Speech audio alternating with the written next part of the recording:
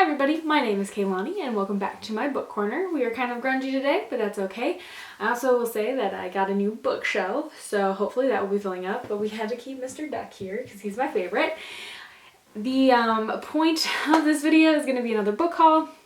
I think I'm going to be doing book hauls a little bit more regularly. I was planning on doing it once a month, but my buying is a little bit excessive right now, and until I can figure out a system where I want to buy, there's just too many books to do it once a month, I feel like. So we're just going to go ahead and jump into it. Some of these books I have already read because they were for my February book reading. So yeah. So the first book is The Scent Keeper by Erica Bauermeister. And this book was the Reese Witherspoon book of the month, and that is why I read it. I actually already read it. I did read this one in February. The book follows a young girl named Emmeline and her life with her father. The beginning of the book made me feel like it was fantastical, maybe some magical realism, but then you find out that it is not fantastical or magical realism, but they are living in the real world. And it goes and kind of, you discover a lot about her family and her life and all of the things she didn't know about herself. There's a tragedy where she ends up going off the island that just her and her father live on, and she has to adjust to the real world. There is definitely some abuse topics in here with another character, as well as abandonment issues, I think, a little bit.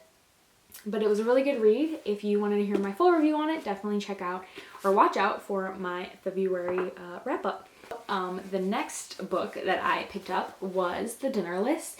It is by Rebecca Cyril, I'm not sure how to pronounce her last name, and it is about a girl who goes on her 30th birthday to a dinner, and the dinner consists of some crazy people. It consists of her favorite college professor, Audrey Hepburn, and her ex, Tobias, and it follows the life or the love life of her and Tobias, who I believe Tobias is married. So it follows their life and it deals with first love and choices and crossroads and all that good stuff. So the next book I got was Year One by Nora Roberts. This is book one in the Chronicles of the One series. And it follows our main characters, Lena and Max, as they are traveling out of the city after everything kind of fails, like technology goes down, the power fails, all that kind of stuff, and magic starts showing up. Lena and Max do, I think, perform a little bit of magic, and while they are traveling out of the city, they run into some other people, like Chuck, who is a tech genius trying to hack his way through the world gone offline. Aristotle, a journalist who has lost her audience but uses pen and paper to record the truth. Fred, her young colleague, possessed of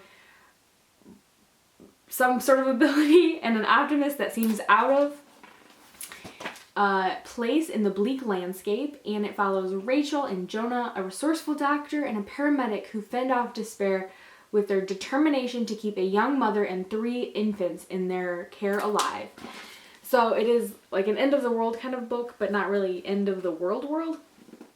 My best friend actually read this and she recommended it to me, so I picked it up when I saw it and I'm really excited to read it. So the next book that I picked up was Six of Crows, and the reason I picked it up is it is all over BookTube. I have seen it everywhere. I know the second book just came out. The cover is gorgeous. The inside is this like beautiful red, and then it's also got the sprayed edges. And then the front 2 pictures of it are they're like maps that are really pretty. Let's see if we can get to them. And then the next page. And then it actually has this really pretty page as well. Let me see if I can find it. Right there. And this one follows our main character, Kaz, as he tries to attempt a heist, but he cannot do it alone, so he has a convict with a thirst for revenge, a sharpshooter who can't walk away from a wager, a runaway with a privileged past, a spy known as the Wraith, a render using her magic to survive the slums, and a thief with a gift for unlikely escapes. So this one is just really big on BookTube, and it's a stunning book, so I went ahead and picked it up. I hopefully like this one so that I can read the next book, Crooked Kingdom, but we will see. Oh, and it's by Leah Bardugo. So the next book that I have is The Beautiful by Renee Adiem, I believe. This is a book about, I believe this is the one, it's set in New Orleans, and it's ruled by the dead, but to 17-year-old Celine Rousseau, New Orleans is a safe haven after she's forced to flee her life as a dressmaker in Paris. Taken in by the Sisters of the Ursuline Coven, in the middle of the carnival season, Celine is quickly enraptured by the vibrant city, from its music to its fancy soirees and even its danger. I think this one has vampires in it, so that's pretty cool. Unfortunately, look at these, they had stickers on there, and I tried to take the stickers off, and so it kind of messed up the cover a little bit. I'm gonna keep trying to get it off, but we'll see what happens. Oh, and then this one I do believe is signed. So that's exciting. I picked it up at Barnes & Noble and they had signed copies. So yeah. So the next two books I actually have were also signed copies that were at Barnes & Noble. So I got The Weight of a Soul by Elizabeth Tammy. And this is a book about a young girl who's trying to resurrect her sister from the dead. They are Vikings. So I'm sure it follows that mythology, and she contacts a Norse god to help her resurrect her sister. And when she almost does it, when she's ready to do it, she discovers some things about her family's past that might make it a little bit more difficult for her to do it. And like I said, this one's also signed right there on the cover. And yeah, and I really love this cover. Like, I love trees. That's something about me. We got trees. Trees are something that are really important to me, I guess. And I love the Norse mythology as well. So I'm pretty interested to read it and get into some Norse mythology. And then the next one that I also got that was signed was I'm Not Dying With You Tonight. It is by Kimberly Jones and Gilly Siegel. Not sure about that one. This one is about these two girls who are not friends. They don't really know each other. And then I think at a football game, let me see. Yeah, at a football game, something happens and they are forced together and they have to work together to survive.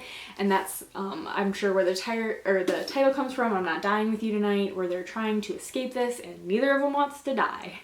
So one of the new releases that I actually got this month for the year was Love Boat Taipei, and this is about a girl who doesn't really have a voice of her own. She pretty much follows what her parents tell her to do. And her parents force her to go to this summer camp in Love Boat Taipei. She goes and there are quite a few events that happen there, and it's like a self-discovery book of her finding her voice. So this is another one that I read in February, so look out for the review of this one. I thought it was pretty cute, and it is YA contemporary. So the next book I have is Everything I Never Told You, which is pretty interesting because they're both this and Love Boat Taipei are about Chinese Americans who are Asian Americans who live in Ohio, which I think is funny because in this one they talk about how like Asians don't live in Ohio. So I think it's funny that I picked up another book about American Asians who live in Ohio. But this one follows a Chinese family where one of the children dies, and it's just kind of like how the family falls apart after the death of one of the children. I don't know much about it. It is a used copy that I picked up pretty cheap on Amazon. But yeah, I am interested to read it and we will see what happens. So the next book that I picked up was The Good Girl's Guide to Murder by Holly Jackson. And this one is about a girl who is trying to discover the truth about a murder that happened in her town that everyone assumes they know what happened, but things just don't seem to add up and the tragedy still haunts the town. And it is her trying to discover what actually happened. It's her senior year and she re-examines the closed case for a final project. I'm pretty excited for it. Also, I love this cover. I pretty sure I follow the person who designed this cover on Instagram, and she always is posting like how she did it, and I love it so much. So there is that.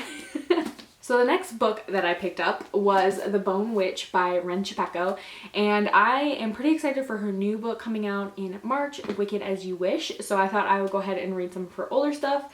My best friend as well recommended me to this one. I did end up getting the hardcover, and I'm pretty sure I paid more than the book is actually worth, but I love me some hardcover. So I got the hardcover of it. I don't really know what it's about. This is the first one that I haven't really looked into. I know there's like some resurrection, I think. It says T is different from the other witches in her family. Her gift for necromancy makes her a bone witch, who are feared and ostracized in the kingdom. For theirs is a powerful elemental magic that can reach beyond the boundaries of the living and of the human. Great power comes at a price, forcing T to leave her homeland to train under the guidance of an older, wiser bone witch. There, T puts all of her energy into becoming an Aisha, learning to control her elemental magic and those beasts who will submit to no other force. And T must be strong, stronger than she ever believes possible, because war is brewing in the 8 kingdoms. War that will threaten the sovereignty of her homeland and threaten the very survival of those she loves. So I'm pretty interesting. And then I love on the back, it says, "Let me be clear. I never intended to raise my brother from the grave, though he may claim otherwise. If there's anything I've learned from him in the years since, it's that the dead hide truths as well as the living." So there is that one. I'm also excited to be reading this one. I think I'm also reading this one in March, so I will actually be reading this one relatively soon. Another YA book that I picked up this month is Aristotle and Dante Discover the Secrets of the Universe. And this follows Aristotle and Dante as they bond and come together and form a true friendship. I don't really know much about it other than that. Look at all these pretty badges it has though. Come on. I don't know. Like, that's got a lot going on. But I'm pretty excited to read it. It's by Benjamin Alir Sams. I'm not sure, so apologize if that's wrong. But this is another one that I'm going to be reading in March, so looking forward to that. Another book that I picked up in February is Saga Volume 2. This is Volume 2 to Saga Volume 1.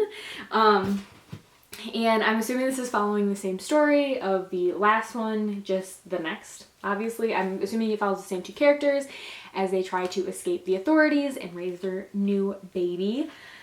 I am really excited. The first one was surprising and shocking, and I loved it so much, so I'm hoping the second one is just as good because I'd like to read the whole thing, the whole series. So we will see what happens, and I will let you know. The next book that I picked up is A Study in Scarlet Women, and this is a Sherlock reimagining, I believe, of his little sister or cousin or something like that. Her name is Charlotte Holmes, and she is trying to be a mystery solver as well. The back says, "With her inquisitive mind, Charlotte Holmes has never felt comfortable with the demureness expected of the inferior sex in upper class society. But she never thought that she would become a social pariah, an outcast, fending for herself on the mean streets of London." So I'm pretty excited. I really love the dress she's wearing. Obviously, it's a Study in Scarlet Women. That's why she's wearing scarlet, but I'm pretty excited to be reading this one. Another one that I'm picked up last month is The Cruel Prince, which is also a booktube sensation, I feel like. It is the first book in the series. I'm not sure what the series is called. I'm assuming it is the Cursed Prince series. I could be wrong though. And I don't know anything about it. I just know every single person on booktube has read it or feels some way about it. So I'm gonna go into the series and hopefully I like it just as much as everyone else. Another book that I picked up in February, right at the end of the month, I actually got it in the mail today that I'm filming this, and I have 2 days to read it, so that's exciting, is Marriage for One. It follows the marriage of 2 people, Jack and... I don't think it says the name of the male or female character. It doesn't, not that I can see, but it follows the 2 people and they get married for kind of random reasons, and it's kind of just more like not a proposal, but like a business contract, I guess. She agrees just after knowing him, and I am pretty excited to get into this. It is a big boy. It's like 500 pages. I didn't realize it was this long, so hopefully I can finish it in 2 days. We will see, but we'll see. So opposite to that big boy, I got this little tiny book that I thought was going to be longer for some reason, but it is Lanny by Max Porter, and this follows like a small village right outside of London, and I know it's kind of fantastical or magical realism, and I really don't know much about it. I kind of want to go in maybe a little bit unknowing on this one because I know it is, I think, like a mystery, and I don't want any spoilers. So that is another one that I picked up, again by Max Porter. The last book that I purchased this month is The Institute by Stephen King. This will be my first Stephen King book that I've ever read other than the Gunslinger series. I don't particularly like the Gunslinger series, and I have always been intimidated to read a Stephen King novel, so we will see what happens. I think this one's really interesting. It is about a boy who is kidnapped and taken to a place called the Institute. And he is just trying to escape, and the Institute is kind of a scary place. Potential death, I think, is an option, so I'm pretty excited to read it. Hopefully I like it. I did try reading Under the Dome. I actually have that one. I've had this one for a really long time, but I guess this is like half the size of Under the Dome, so I think maybe Under the Dome just wasn't the best book to start with, but hopefully this one is better. This one sounds a little bit more interesting to me, so we will see. And the other books that I got this month were all ARCs that I picked up. We have Feminist City, which I think is a nonfiction novel about making female spaces in a very male-oriented world. And then we have The Last Flight, which is so freaking cool. It's got this thing and it goes, like, you can pull it out and it says 2 women, 2 flights, 1 last chance to disappear. And it follows these 2 women who end up, or they're both trying to escape a life that they don't want to be in. And they both try to escape the life they don't want to be in, and they end up meeting at the airport, and they trade tickets to really escape. So one of them is going to go to Puerto Rico, and then I think the other one is going to Oakland, and one of the plane goes down, so one of them really tries to take over the identity of the other one, and so she has to deal with the things that the other person is trying to escape. So I think that's a pretty interesting one. This one doesn't come out till June, so I have some time to read it, but I am pretty excited about this one, and it's yeah, so we'll see. So this one is kind of like out there for me. I don't generally read middle grade anymore, but I kind of want to get back into it because there are quite a few middle grades that I'm interested in right now. But this one is another ARC that I got of, it's called The Magic in Changing Your Stars, and it is definitely a middle grade about a young boy named Ellie, I'm not sure, it's spelled A-I-L-E-Y, and he goes back in time to help his grandfather achieve his dream of tap dancing. So yeah, I'm pretty interested. I don't know much else about that. That's pretty much all it tells me on the back, and I kind of want to go in blind. It shouldn't take me too long to read. It's pretty big, I feel like, so, but I will let you know. This one does not, oh, this one comes out in April, so I also have some time to read this one.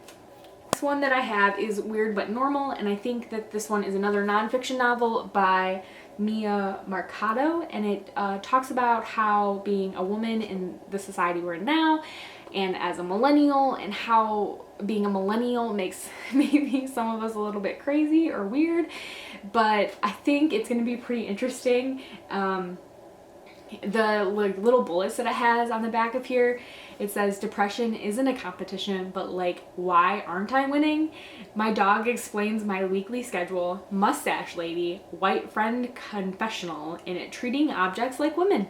So I'm pretty excited for this one, but I will let you know. This one does not come out until May, so hopefully I can read it before then. But that is Weird But Normal again by Mia Mercado. The last book that I picked up this month is Hear the Dark. and this one is by David Bergen, and I don't know much about this one. I just kind of picked it up. It was in the pile of ARCs that my other pile were in, and so I kind of just grabbed it with it. The inside says, from the streets of Da Nang, Vietnam, where a boy falls in with a young American missionary, to fishermen lost off the islands of Honduras, to the Canadian prairies where a teenage boy infatuation reveals his naivety and an aging rancher finds himself smitten. The short stories in Here in the Dark explore the spaces between doubt and belief, evil and good, obscurity and light, following men and boys bewildered by their circumstances and swayed by desire, surprised by love and by their capacity for both tenderness and violence, and featuring a novella about a young woman who rejects the law of her cloistered Mennonite community,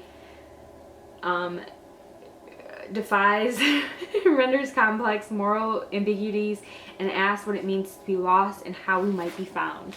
So I thought that was really interesting. I don't know much about the author. Apparently he's a Pulitzer Prize winner, so hopefully this one is also good. I think it's pretty nice looking, so we will see.